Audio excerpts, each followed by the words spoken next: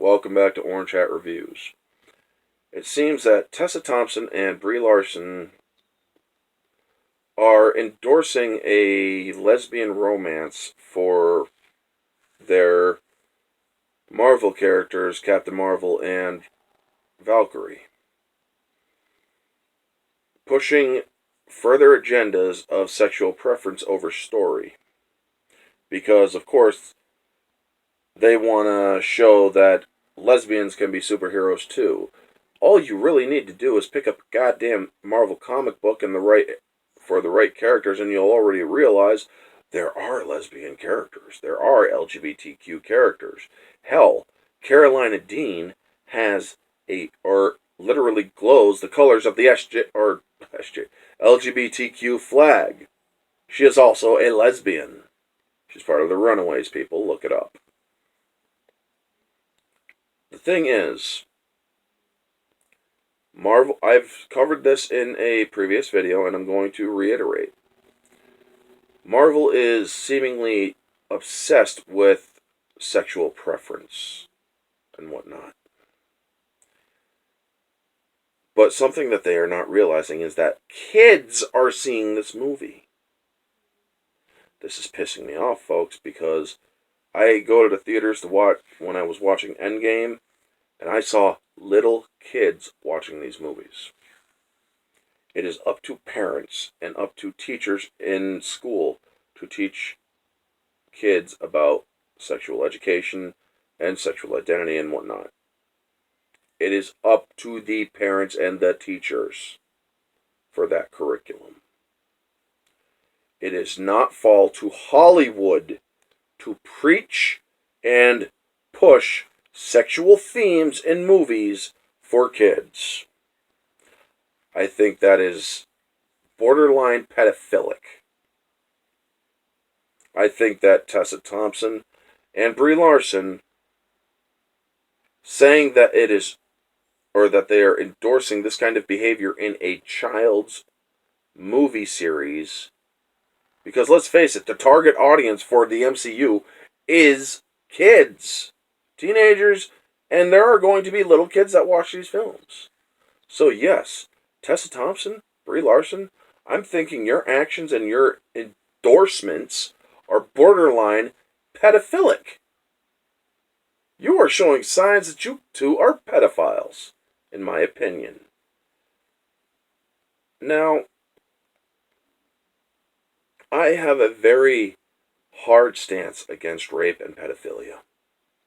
I am against those things in all of their forms. And I will never embrace those kind of things in reality or otherwise. So, for Marvel to be pushing this kind of narrative is abhorrent. Like I said, folks, I'm not happy about this. I am very pissed off about it. And I think that the people who are endorsing this behavior need to be investigated. They need to be put under a microscope. Because if they think it is all right to push sexual preferences and sexual themes in their future Marvel movies, I am wondering if these people are fit to make movies for children, because that's what the MCU is. It is made for kids and adults, of course, adults as well. But kids are going to inevitably see these movies. And it is not Hollywood's place to preach sexual themes and sexual education. That is up to the parents. That is up to the schools and curriculums. I think that it needs to be put out on blast that Marvel, the MCU, Marvel Studios, and Disney are starting to basically say their movies that are for kids are showing sexual themes that are going to confuse kids and possibly even make more kids think that they are something that they are not. That's my opinion, folks. This is getting out of hand. Now, I am not against the LGBTQ community. I fully support the LGBTQ community. I have subscribed to people who are part of the LGBTQ community on YouTube. I talk with them on Twitter. I have talked with them in live streams on other people's channels and whatnot. I have no problem with the LGBTQ community.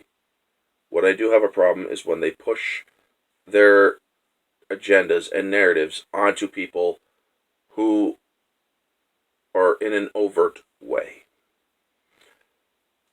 They don't realize that they already have over 100 years of representation in Hollywood. They do.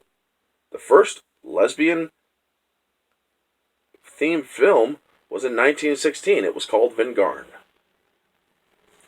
So yes, they're continuing to say that they are underrepresented. Over 200 films between 1916 and 1989, and plus a slew of other films, so it's probably even greater than 300 now. And yes, there have been millions of, or thousands of films over the years. So yes, the statistics will say they are still underrepresented, or underrepresented and whatnot. But they are still getting their representation. And I have no problem with subtle representation. I have no problem if it is part of the story and whatnot. I have no problem if it is essential to the plot. If it is essential to the plot, then by all means do it. If it is not essential to the plot, then I am going to take issue with it, especially if it is a forced narrative. So yeah, that's the video, folks.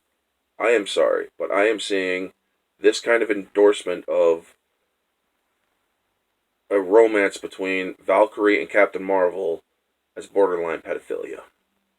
I think Disney and Marvel should take a really close look at what they are doing.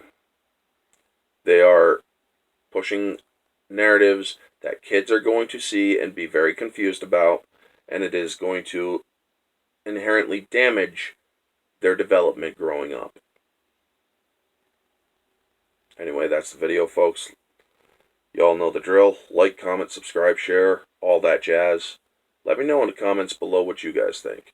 Do you think it is fair for Marvel and Disney to push a sexual-themed agenda in movies that are geared towards children? Or do you think that or are you all for it? Let me know in the comments below. If you have a counter to this, keep it civil. I will engage with you in the comment section. If you have a difference of opinion, by all means, share it. I will not put you on blast if you keep it civil.